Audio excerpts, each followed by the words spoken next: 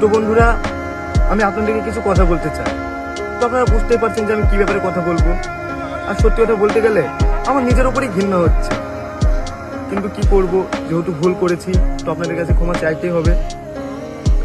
আর কিছুদিন ধরে আমার একটা ভিডিও খুব ভাইরাল হচ্ছে, আর সেই ভিডিও দেখার পর আপনারা অনেক গালাগালি করছেন, আমার ভিডিওতে এসে অনেক খারাপ খারাপ কমেন্ট করছেন, যা নাই তাই বলছেন। আর এটা স্বাভাবিক, কারণ আপনারা আমাকে অনেক ভালোবাসেন।